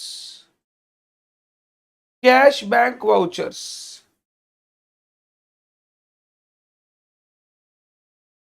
कैश बुक में हम लोग रिकॉर्ड करते हैं कैश एंड बैंक के ट्रांजैक्शंस, और उसके लिए हमारे पास डॉक्यूमेंट होता है कैश बैंक के वाउचर। पेमेंट वगैरह करते हैं तो वाउचर काट के पेमेंट होता है, पैसा आता है तो वाउचर में रिकॉर्ड करके पैसा रिसीव करते हैं, cash and bank vouchers. Bank transaction के लिए आप पासबुक भी लिख सकते हो, it is a source document, passbook से भी हम ट्रांजैक्शंस रिकॉर्ड कर सकते हैं। Number 2, purchase book. Purchase book में हम रिकॉर्ड करते हैं credit purchase of goods. Credit purchase of goods, goods को अगर हमने क्रेडिट में परचेज किया है। Sir cash purchase of goods record नहीं होगा, कैश परचेज ऑफ गुड्स एक कैश ट्रांजैक्शन है, वो कैश बुक में जाएगा। सर अगर मान लो हमने मशीन परचेज किया क्रेडिट में, वो यहां आएगा, वो नहीं आएगा, यहां सिर्फ गुड्स का परचेज आएगा। तो दो चीज इंपॉर्टेंट है, एक तो परचेज गुड्स का होना चाहिए, दूसरा परचेज क्रेडिट पर होना चाहिए। अगर क्रेडिट परचेज ऑफ गुड्स है तो हम उसको परचेज बुक में दिखाते हैं। इसके लिए सोर्स डॉक्यूमेंट होता है इनवर्ड इनवॉइस। जो मेरे पास इनवॉइस आया सप्लायर से, सप्लायर्स इनवॉइस, सप्लायर मेरे को इनवॉइस देता है जब मैं माल परचेज करता हूं, तो वो सप्लायर इनवॉइस के बेसिस पे हम लोग सीधा एंट्री करते हैं परचेज बुक में, जो हमने गुड्स परचेज किया, जो हमने गुड्स परचेज किया। सेल्स बुक, सेल्स बुक में हम लोग रिकॉर्ड करते हैं credit sales of goods, credit sales of goods. दो चीज क्रेडिट में होना चाहिए और गुड्स का सेल होना चाहिए। अगर आपने कोई मशीन बेचा, कोई एसेट बेचा, वो यहां पर नहीं आएगा। अगर कैश में गुड्स सेल किया, वो यहां नहीं आएगा, वो कैश बुक में जाएगा। यहां आता है क्रेडिट सेल ऑफ गुड्स। इसके लिए हम सोर्स डॉक्यूमेंट यूज करते हैं आउटवर्ड इनवॉइस। आउटवर्ड इनवॉइस मतलब जो हमने कस्टमर को इनवॉइस इशू किया। जब हम लोग माल बेचते हैं तो हम कस्टमर को बिल देते हैं, वो कस्टमर वाला इनवॉइस से हम यहां पे एंट्री करते हैं। आउटवर्ड इनवॉइस हम बिल देते हैं, इनवर्ड इनवॉइस हमको बिल मिलता है। Number 4, purchase return book. Purchase return book, यहां पे हम लोग रिकॉर्ड करते हैं credit purchase returns. Credit purchase returns मतलब हमने गुड्स रिटर्न किया बट हमारे पास पैसा नहीं आया, सामने वाली पार्टी ने बोला पैसा नहीं देंगे, बाद में आके गुड्स खरीद लेना, या अगर अमाउंट बचा हुआ है तो उससे लेस कर देंगे। मान ले 20,000 का गुड्स खरीदा था, 2,000 का वापस रिटर्न कर रहा हूं, तो वो बोलेगा ठीक है 18,000 पे कर देना। हमको वो 2,000 कैश में पे नहीं करेगा, वो बोलेगा ठीक है आपका ये 2,000 रुपया हम एडजस्ट कर देंगे, या फ्यूचर में आके आप माल खरीद लेना। अगर आप credit purchase return of goods कर रहे हो तो इन दैट केस हम लोग परचेज रिटर्न बुक में उसको रिकॉर्ड करते हैं। परचेज रिटर्न के लिए होता है डेबिट नोट। हम लोग जब भी परचेज रिटर्न करते हैं हम लोग जर्नल एंट्री पास करते हैं, जर्नल एंट्री पास करते हैं creditor account debit to purchase return, creditor account debit to purchase return. क्योंकि हमने क्रेडिटर का अकाउंट डेबिट किया है, हम उसको एक नोट भेजते हैं जिसको हम बोलते हैं डेबिट नोट, कि भैया ये माल हम आपको रिटर्न कर रहे हैं, इतना रुपया अब हम आपको नहीं देंगे या इतना रुपया हम आपसे पाएंगे। तो ये डेबिट नोट हम इशू कर देते हैं क्रेडिटर को, ये बताने के लिए हमने आपका अकाउंट डेबिट कर दिया है, इतना रुपया अब हम आपको नहीं देंगे या हम आपसे फ्यूचर में लेंगे। फिर आता है number 5 sales return book. Sales return book, इधर आता है credit sales return of goods. Credit sales return of goods, हमारे पास माल रिटर्न आया, हम पैसा वापस नहीं करेंगे। हमने बोला या तो तेरा जो पैसा बाकी है उससे एडजस्ट कर देते हैं या बाद में आके गुड्स और खरीद लेना। इसके लिए हम लोग क्रेडिट नोट इशू करते हैं। जब भी कोई सेल्स रिटर्न होता है हम जर्नल एंट्री पास करते हैं, sales return account debit to debtor. हम लोग डेटर का अकाउंट क्रेडिट करते हैं, उसको क्रेडिट नोट भेज देते हैं कि भैया ये पैसा अब तेरे को देने की जरूरत नहीं है, हमने तेरा अकाउंट क्रेडिट कर दिया, तुमने पैसा मेरे को वापस कर दिया, अब तेरे को तुमने गुड्स मेरे को वापस कर दिया, अब तुमको पैसा देने का दरकार नहीं है। तो हम लोग उसको इश्यू करते हैं क्रेडिट नोट। उस क्रेडिट नोट के बेसिस पे हमारी सेल्स रिटर्न बुक में अकाउंटिंग की जाती है, सेल्स रिटर्न बुक में अकाउंटिंग की जाती है। ये डेबिट नोट और क्रेडिट नोट में बच्चे ना बहुत बार मिस्टेक करते हैं, बहुत बार मिस्टेक करते हैं, इसको ध्यान रखिएगा। परचेज रिटर्न बुक में हम लोग यूज करते हैं डेबिट नोट जो हमने इशू किया है सप्लायर को, क्रेडिट सेल्स रिटर्न में हम यूज करते हैं क्रेडिट नोट जो हमने इशू किया कस्टमर को। से फॉर एग्जांपल आप पेंटालून्स में गुड्स खरीदने गए, पेंटालून्स में गुड्स खरीदे तो पेंटालून ने आपको गुड्स बेचा, पेंटालून आपको सेल्स इनवॉइस देता है, गुड्स देता है, सेल्स इनवॉइस देता है, गुड्स देता है, आप लेके चले जाते हो। दूसरे दिन आप वापस गुड्स को रिटर्न करने आते हो, बोला ये मेरा अप्रोप्रिएट साइज नहीं है, बोला आप खरीद लीजिए, दूसरा ले लीजिए, बोला अभी नहीं खरीदेंगे बाद में खरीदेंगे। आप उनको गुड्स रिटर्न करते हो, वो आपको एक छोटा सा पेपर देता है, पेपर। उस पेपर को अगर सही से देखोगे तो वो एक क्रेडिट नोट आपको इशू करता है। वो बोलता है आपने हमें माल लौटा दिया, ये माल हमको मिल गया, हमने आपका अकाउंट क्रेडिट कर दिया है, इतना रुपया आपके अकाउंट में है, आप कभी भी आएंगे इतना रुपए का शॉपिंग करेंगे, हम आपसे पैसे नहीं लेंगे। तो पेंटालून आपको क्रेडिट नोट इशू करता है क्योंकि उसके लिए वो सेल्स रिटर्न है, वो क्रेडिट नोट इशू करता है जिससे कि आप फ्यूचर में जाके उससे उतना दाम का माल खरीद सकते, उतना दाम का माल खरीद सकते।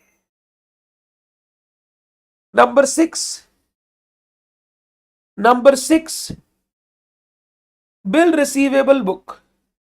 बिल रिसीवेबल बुक में हम रिकॉर्ड करते हैं बिल्स ड्रॉन ऑन कस्टमर्स। हमने अगर कोई बिल ड्रॉ किया है हमारे कस्टमर पर, डेटर पर, तो उसको हम लोग रिकॉर्ड करते हैं बिल रिसीवेबल बुक में। इसका हमारा सोर्स डॉक्यूमेंट होता है BR ड्रॉन। जो हमने बिल्स ड्रॉ किया है उसी के बेसिस पे हम इस पे एंट्री करते चले जाते हैं। Number 7 bill payable book. Bill payable book में हम रिकॉर्ड करते हैं बिल्स एक्सेप्टेड फॉर क्रेडिटर्स। हमने क्रेडिटर्स का जो जो बिल एक्सेप्ट किया है वो यहां पर आ जाता है। यहां पर हम एंट्री करते हैं ऑन द बेसिस ऑफ जो बिल्स हमने एक्सेप्ट किया, जो बिल्स हमने एक्सेप्ट किया। And number 8 journal proper. Journal proper, यहां पे हम लोग रिकॉर्ड करते हैं रेसिडुअल ट्रांजैक्शन। इनको छोड़ के बचे कुचे बाद बाकी सारे ट्रांजैक्शन आ जाएंगे जर्नल प्रॉपर में। ये जर्नल प्रॉपर को हम लोग नॉर्मल जर्नल भी बोल सकते हैं। तो जिन ट्रांजैक्शन के लिए आपने सब्सिडरी बुक बना लिया वो ट्रांजैक्शन तो सब्सिडरी बुक में चले जाएंगे। जिनके लिए कोई सब्सिडरी बुक नहीं बना है वो सारे के सारे ट्रांजैक्शन आप जर्नल प्रॉपर में डाल देना। जैसे से फॉर एग्जांपल हमने परचेज किया मशीनरी ऑन क्रेडिट, अब मशीनरी परचेज ऑन क्रेडिट कहीं नहीं जाएगा तो वो जर्नल प्रॉपर में आ जाएगा। हमने सेल किया मशीनरी ऑन क्रेडिट, डेटर का बैड डेट हुआ, डेटर को डिस्काउंट दिया, डिस्काउंट अगर कैशबुक में आपने कॉलम बनाया तो उधर चल जाएगा, नहीं बनाया तो वो जर्नल प्रॉपर में आ जाएगा।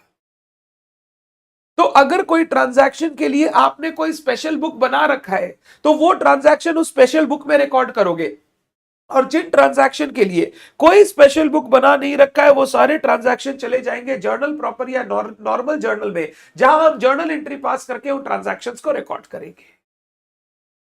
तो अब 2 पार्ट हो गया। मेरे बिजनेस में ट्रांजैक्शन हुआ, देखो क्या इस ट्रांजैक्शन के लिए आपने कोई स्पेशल बुक बना रखी है तो स्पेशल बुक में ले जाओ, वहां से लेजर में ले जाओ। अगर कोई स्पेशल बुक नहीं बना रखी तो उसको जर्नल में ले जाओ, जर्नल से लेजर में ले जाओ। तो कोई भी आपके बुक बिजनेस में ट्रांजैक्शन हो रहा है उस ट्रांजैक्शन की अकाउंटिंग आप कैसे करोगे? अगर उस पर्टिकुलर ट्रांजैक्शन के लिए कोई स्पेशल बुक हमने बना रखी है तो आप उसको स्पेशल बुक में दिखाएंगे और वहां से सीधा ले जाएंगे जर्नल में, सॉरी लेजर में। और अगर आपने कोई ट्रांजैक्शन के लिए स्पेशल बुक नहीं बना रखी है तो आप उसको ले जाओगे पहले जर्नल में, फिर जर्नल से वो चला जाएगा लेजर में। तो अगर तुमने कैश बुक बना रखी है, कैश के सारे ट्रांजैक्शन जाएंगे कैश बुक में, कैश बुक से सीधा पोस्टिंग होगा लेजर में। अगर तुमने कैश बुक नहीं बना रखी तो कैश के ट्रांजैक्शन जाएंगे जर्नल में, जर्नल से वो सीधे चले जाएंगे लेजर में। तुमने परचेज बुक अगर बना रखी है तो क्रेडिट परचेज का सारा ट्रांजैक्शन परचेज बुक, वहां से लेजर। नहीं बना रखी तो क्रेडिट परचेज का सारा ट्रांजैक्शन का जर्नल एंट्री होगा, वहां से लेजर। तो ये हमारा सब्सिडरी बुक का बेसिक कॉन्सेप्ट है जो आपको समझना पड़ेगा जब आप ये सब्सिडरी बुक्स को समझेंगे। एग्जाम में ये सब क्वेश्चन आपको पूछा जाता है एमसीक्यूज में। बताइए डेबिट नोट्स के बेसिस पे किस बुक में हम लोग अकाउंटिंग करते हैं? तो डेबिट नोट जो हमने इशू किया वो हमने इशू किया परचेज रिटर्न के टाइम, तो उसको हम लोग परचेज रिटर्न बुक में यूज करेंगे। क्रेडिट नोट के बेसिस पे हम लोग सेल्स रिटर्न बुक में अकाउंटिंग करते हैं। परचेज बुक में हम लोग आउटवर्ड इनवर्ड इनवॉइस, जो इनवॉइस हमको सप्लायर से मिला उसके बेसिस पे अकाउंटिंग करते हैं। आपको पूछ सकता है सोर्स डॉक्यूमेंट क्या है, ये पूछ सकता है, या फिर आपको पूछ सकता है बताइए इस पर्टिकुलर बुक में कौन से ट्रांजैक्शन रिकॉर्ड होंगे। बट ये आपसे 100% पूछेगा हमेशा, किसमें? एमसीक्यूज में पूछेगा। इनका आपको कोई प्रैक्टिकल क्वेश्चन नहीं दिखाई देगा। प्रैक्टिकल क्वेश्चन अगर दिखेगा भी तो कैश बुक का दिखेगा, उसको छोड़ के बाद बाकी बुक आपसे पूछी नहीं जाती। वैसे फाउंडेशन लेवल पे आपने purchase book, cell book, purchase return, sales return book के भी क्वेश्चन कर रखे हैं। इंटर लेवल पे आपसे जो पूछा जाएगा that is only cash book. पहले बता, क्या इतनी बात क्लियर है? क्या इतनी बात क्लियर है? हम लोग सब्सिडरी बुक्स किसको बोलते हैं? ये सब्सिडरी बुक्स होती है हमारी। ये स्पेशल जर्नल्स है, स्पेशल जर्नल जहां पे एक पर्टिकुलर टाइप का ट्रांजैक्शन हम रिकॉर्ड करते हैं जो रिपीटेड बेसिस पे हो रहा है। इनके अंदर हम सारे ट्रांजैक्शन को मिक्स नहीं करते। क्लियर छे? Very good. कल की क्लास में हम लोग स्टार्ट करेंगे कैश बुक, और कैश बुक के बाद हम लोग एंटर कर जाएंगे बीआरएस में, बैंक रिकंसिलिएशन स्टेटमेंट में। आज हम लोग इसको यही छोड़ेंगे। कल प्लीज आप इतना पार्ट रिवाइज करके आइएगा सो दैट हम लोग कैश बुक स्टार्ट कर सके, मैं आपको कैश बुक समझा सकूं, कैश बुक सिखा सकूं। डन? आज के लिए सिर्फ इतना ही। Thank you so very much everyone. Bye bye, Tata.